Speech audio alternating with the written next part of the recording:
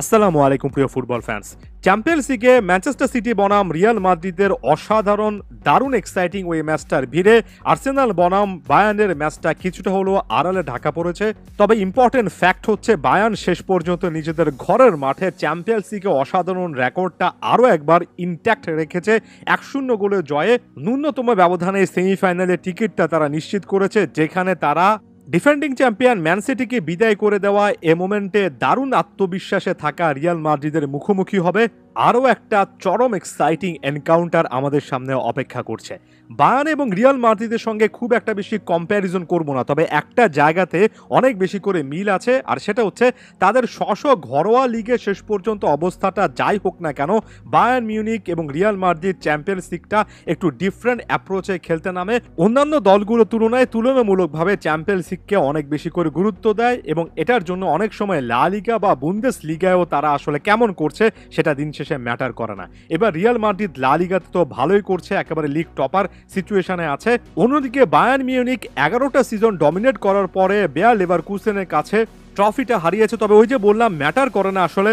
Champions লিগে Real মাদ্রিদের অ্যাপ্রোচটা সবচেয়ে বেস্ট থাকে, সবসময় তারা তাদের সেরা পারফরমেন্সটা চ্যাম্পিয়ন্স লিগের চাপের মোমেন্টে প্রেশার সিচুয়েশনে বের করে আনে। অন্যদিকে বায়ার্নের ক্ষেত্রেও এই জিনিসটা একেবারে প্রবলভাবে প্রযোজ্য না হলেও রিয়ালের পরে যে একটা দুটো ক্লাবের ক্ষেত্রে এই জিনিসটা বলা যায়, মোটা দাগে বলা যায়, সেই ক্লাবগুলোর মধ্যে বায়ার্ন মিউনিক থাকবে। তাই বুন্দেস লিগায় তারা কেমন করলো সেটার সঙ্গে আসলে চ্যাম্পিয়ন্স লিগের সম্ভাবনা মিলিয়ে লাভ নেই। আপনি যদি চ্যাম্পিয়ন্স লিগের overall head to head result দেখেন, বায়ার্ন মিউনিক এবং রিয়াল মাদ্রিদ অনেকবারই মুখোমুখি হয়েছে। রিয়ালের যেখানে 11টা জয় আছে, সেখানে বায়ার্নের কিন্তু 12টা জয় আছে, 3টে ম্যাচ ড্র হয়েছে, অর্থাৎ বায়ার্ন মিউনিক একটা ম্যাচ বেশি জিতেছে। চ্যাম্পিয়ন্স লিগে বায়ার্নের জালে রিয়াল যখন 39টা গোল দিয়েছে, বায়ার্ন 2টো গোল বেশি দিয়েছে, 41টা গোল তারা দিয়েছে। তবে একটা জিনিস অনেক বেশি করে ক্রুশাল, সেটা হচ্ছে সাম্প্রতিক এনকাউন্টারগুলোতে শেষ হাসিটা রিয়াল মাদ্রিদে হেসেছে।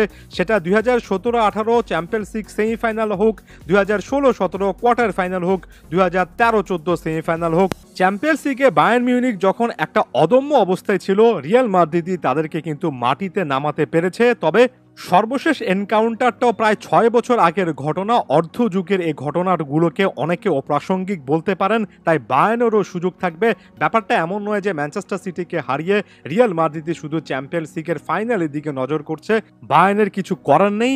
বায়ার্ন এবং আর্সেনালের মধ্যকার ম্যাচের আগে বলেছিলাম যে বায়ার্নের ক্ষেত্রে এই জিনিসটা, অর্থাৎ বুন্দেস লিগাতে ট্রফিটা লুজ করাটা উল্টো তাদেরকে তাতিয়ে দিতে পারে এবং সেখানে রিয়াল মাদ্রিদেরও তারা কিন্তু পরীক্ষা নিতেই পারে।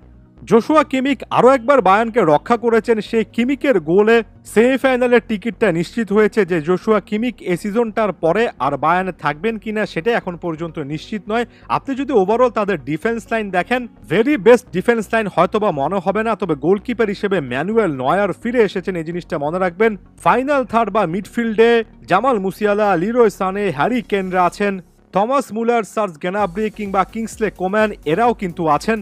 ওভারঅল ধারাবাহিকতার দিক থেকে বায়ার্ন মিউনিক সবচেয়ে বেটার পজিশনে আছে, সেই জিনিসটা বলবো না, তবে তাদের কাছে আসলে এমন একটা স্কোয়াড আছে, এমন প্লেয়ার আছেন যারা নিজেদের দিনে জ্বলে উঠতে পারলে চ্যাম্পিয়ন্স লিগের একেবারে টপ লেভেল পর্যন্ত এখনো টার্গেট করা যায়। এখনো টমাস টুখেল আরও একটা চ্যাম্পিয়ন্স লিগ ট্রফির দিকে আসলে নজর করতে পারেন। 2021 সালে চেলসির হয়ে চেলসির কোচ হিসেবে জিতেছিলেন।